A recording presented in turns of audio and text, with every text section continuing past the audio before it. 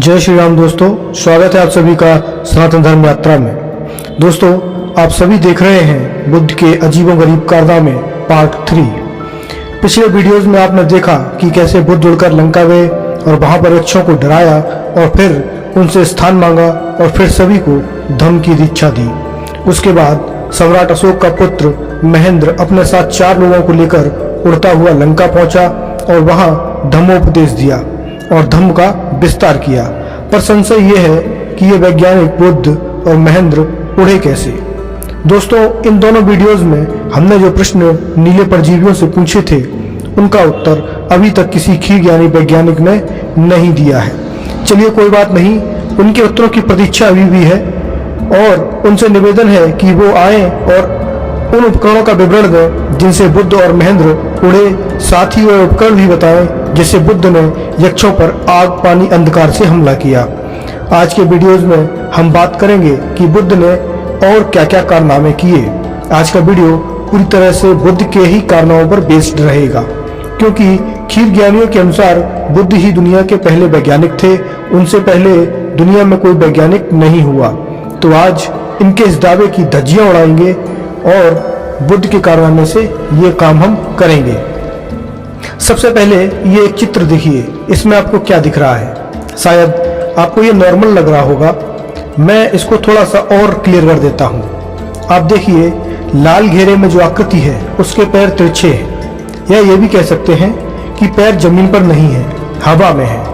और इस आकृति में जो व्यक्ति है उसने एक दूसरे व्यक्ति को अपनी पीठ पर बैठा रखा है।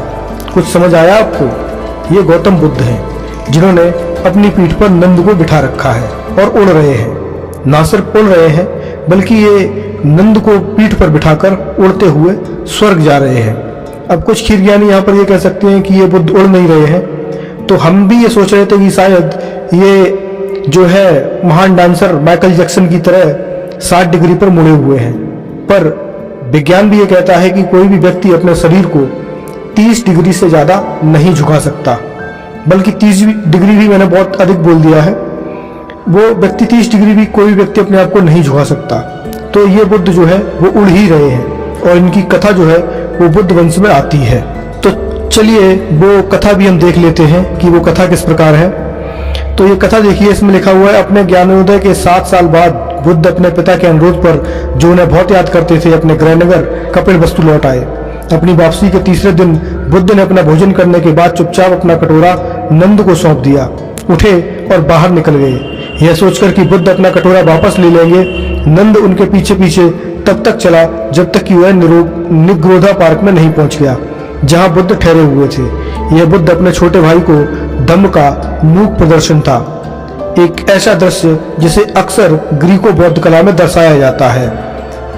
उसके बाद जब वे पार्क में पहुंचे तो बुद्ध ने नंद से सवाल किया कि क्या वह भिक्षु बन सकते हैं। यद्यपि नंदा अपनी खूबसूरत बहन जनपद कल्याणी से शादी करने वाले थे, जिन्हें पहले सुंदरी नंदा के नाम से जाना जाता था, उसी दिन उन्होंने दीक्षा ली और भिक्षुओं के समुदाय में शामिल हो गए। हालांकि नंद शाक्य को कोई आध्यात्मिक सुख नहीं मिला, उनके विचार लगातार जनपद कल्याणी की ओर निर्देशित थे और उनका दिल उनके लिए तरस रहा था। यह जानने के बाद बुद्ध नंदा को तवास्तिष्मा स्वर्ग या त्रैस्त्रीश की यात्रा पर ले गए। रास्ते में नंदा ने एक बंदर को देखा जो आग में अपने कान, नाक, पूंछ खो चुकी थी, एक जले हुए ठूंठे से चिपकी हुई थी। जब वे स्वर्ग में पहुंचे तो नंदा ने सुंदर आकाशीय अप्सराओं को देखा और बुद्ध ने नंदा से पूछा कि आप किसे सुंदर मानते हैं, वे अप्सराएं या जनपद कल्याणी। नंद ने उत्तर दिया कि आदरणीय महोदय, जनपद कल्याणी तो इन अप्सराओं के सामने, वो जली हुई बंदरिया के सामने समान प्रतीत होती है। तो ये पूरी कहानी थी। अब ये जरा देखिए कि इसमें सीधे से लिखा है कि आकाशीय अप्सराओं और स्वर्ग में जा रहे हैं। तो चलिए आगे प्रश्न हम इनसे करेंगे। पहले जरा एक फाइयान और हैंशांग का यात्रा वृत्तांत भी पढ़ लेते हैं साथ ही साथ, उसके बाद हम इनसे अपने अगले क्वेश्चंस पूछेंगे। तो दोस्तों, फाइयान और हैंशांग के यात्रा वृत्तांत से हम जरा ये भी देखेंगे कि बुद्ध एक बार और स्वर्ग गए थे। तो ये अध्याय 17वां है, इसका संकास्य देखिए। यहाँ से यात्री संकास्य देश पहुंचे।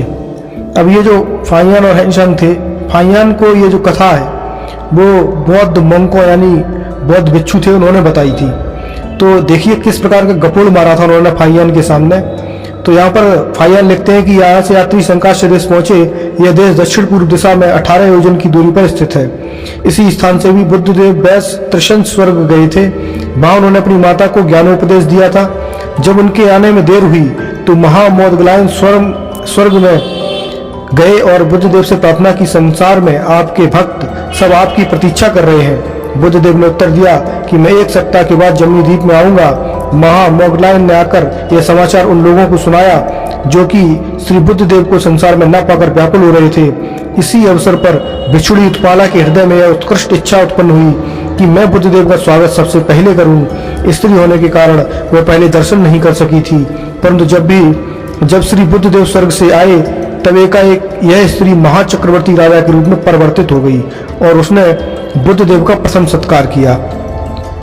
श्री बुद्ध देव के साथ मृत्युलोक में ब्रह्मादि लोकों के देवगण भी आए थे। कहते हैं बुद्ध देव बहुमूल्य द्रव्यों से सम्मानित रतन जटित सीढ़ी से उतरे थे। देवगण चांदी की सीढ़ी से नीचे आए थे। बुद्ध देव के नीचे आते ही सब सीढ़ियां एकाएक गायब हो गईं। केवल एक सीढ़ी का 7 पद वाला भाग पृथ्वी पर रह गया। महाराज अशोक ने अपने राज्यकाल में उसे खुदवाना चाहा, परंतु उसे उन सीढ़ियों का सिरा न मिला। इन घटना से श्रद्धालु अशोक की श्रद्धा और भी बढ़ी। इससे इनके निकट एक विहार बनवाया गया। उसमें बुद्ध देव की एक मूर्ति निर्माण की गई जो 6 हाथ ऊंची मध्य सीढ़ी के ऊपर स्थित है। तो दोस्तों यहाँ पर देख रहे हैं आप, ये बुद्धिस्ट अक्सर हिंदू धर्म ग्रंथों में स्त्रियों के अपमान की बात करते हैं। और यहाँ पर एक स्त्री जो है वो बुद्ध के दर्शन भी नहीं कर पाई क्योंकि वो स्त्री थी। और सबसे बड़ा गपोड़ ये देखिए कि बुद्ध 1 सप्ताह बाद लौट के आए स्वर्ग से वापस, तब तक वो स्त्री महान चक्रवर्ती राजा बन चुकी थी। बाजीवा। खैर छोड़िए, इनसे मेरा पहला प्रश्न ये है कि बुद्ध स्वर्ग गए तो गए कैसे? खुद गए तो गए, साथ में नंद को लेकर कैसे गए? दूसरा प्रश्न ये है कि क्या बौद्ध लोग अपनी बहनों से भी शादी कर लेते थे? यदि नहीं तो नंद अपनी बहन से शादी क्यों करना चाहते थे? इसमें क्या विज्ञान है? और तीसरा प्रश्न इनसे यह है कि जब वो बुद्ध आत्मा में विश्वास नहीं करते तो स्वर्ग में जाकर अपनी माँ को धम्मोपदेश कैसे दे रहे थे और उनकी माँ वहां पर किस रूप में उपस्थित थी? चौथा प्रश्न यह है कि महामोगलायन स्वर्ग कैसे गए, किस यान से गए थे, जबकि आपके अनुसार स्वर्ग नरक जैसा कोई कॉन्सेप्ट आपके धर्म में है ही नहीं। पांचवा प्रश्न यह है कि बुद्ध जब सीढ़ियों से उतरे तो सीढ़ियां संख्या में उतरी थी। क्या संख्या में आज भी वो सीढ़ियां उपलब्ध है? इन प्रश्नों का कृपया जवाब अवश्य दें। सवाल तो बहुत है, पहले आप इन्हीं सवालों के जवाब दे दें। तो दोस्तों ये तो आपने देखा पार्ट 3 भगवान बुद्ध के अजीबोगरीब कारनामे का। तो बने रहिए आप सनातन धर्म यात्रा के साथ और लेते रहिए जानकारी बुद्ध के अजीबोगरीब कारनामे की। जय श्री राम, धन्यवाद।